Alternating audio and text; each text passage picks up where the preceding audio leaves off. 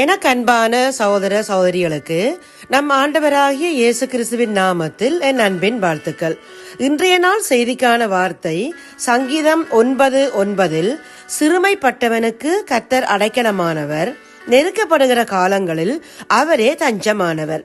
பொதுவாக இன்றைக்கு எல்லா இடங்களிலும் மனம் உடைந்து மனம் தளர்ந்து தம்மை ஆறுதல் படுத்தவோ புரிந்து கொள்ளவோ அல்லது அடைக்கலம் கொடுக்கவோ யாரும் இல்லாத நிலையில் நெருக்கப்படும் பலதரப்பட்ட ஜனங்களை பார்க்கலாம்.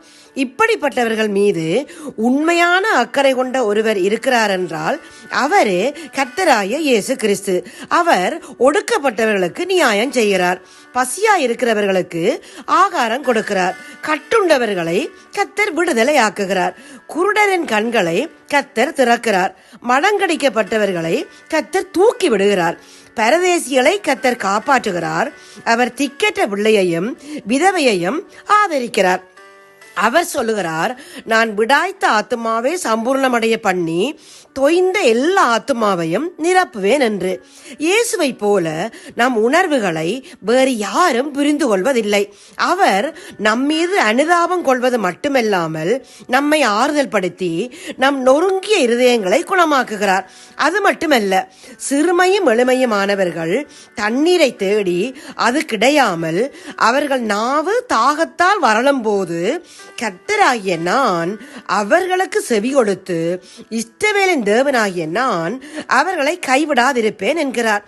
இந்த இயேசுவின் அன்பை ருசி பார்த்ததினால் தான் தாவீது இவ்வாறு சொல்கிறான், நான் சிறுமையும் எளிமையுமானவன், கர்த்தரோ என் மேல் நினைவாயிருக்கிறார் என்று.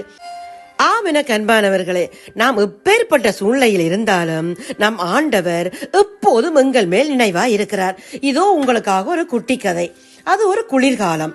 பனி கடுமையாக பொழிந்து கொண்டு இருந்தது. சில புறாக்கள் ஒரு வீட்டு கூரையின் அடியில் ஒதுங்கின. அருகிலே சில சிட்டுக்குருவிகளும் வந்து அமர்ந்தன.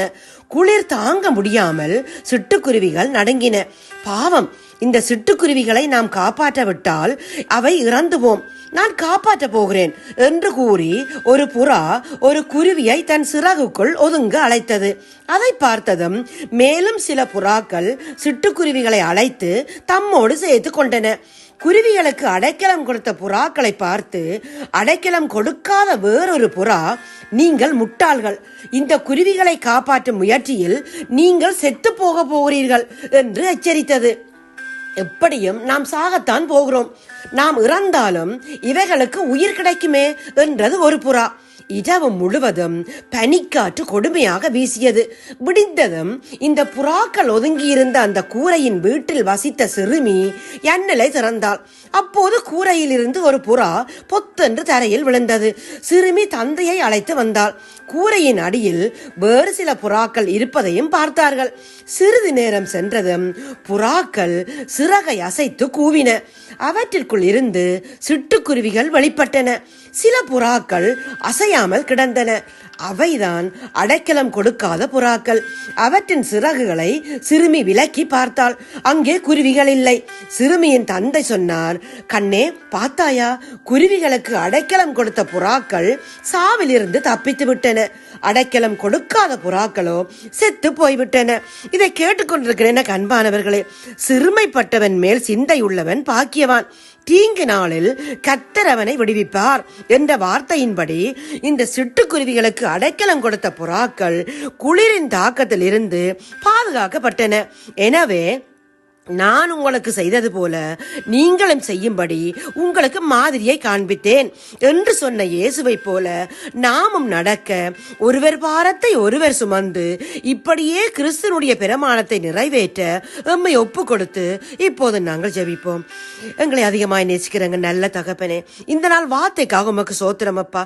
கர்த்தர் நீர் எமக்கு அடைக்கலமாய் இருக்கிறபடியினால் உமக்கு நன்றி அப்பா. எங்கள் நெருக்கங்களில் நீரே எமக்கு தஞ்சமாய் இருக்கிறபடியினால் உம்மை துதிக்கிறோம் அப்பா. கர்த்தர் நீர் எளியவர்களின் விண்ணப்பத்தை கேட்கிறவரப்பா. திக்கற்றவருடைய ஜெபத்தை அலட்சியம் பண்ணாமல் அவர்கள் விண்ணப்பத்தை அங்கீகரிக்கிறவர். இந்த வார்த்தையின்படி எங்கள் எல்லோரையும் தயவாய் இணைந்தள்ளுங்கப்பா. இந்த ஜெபத்தை இயேசுவின் நாமத்தில் எடுக்கிறோம் எங்கள் நல்ல பிதாவே. ஆமேன், ஆமேன், ஆமேன்.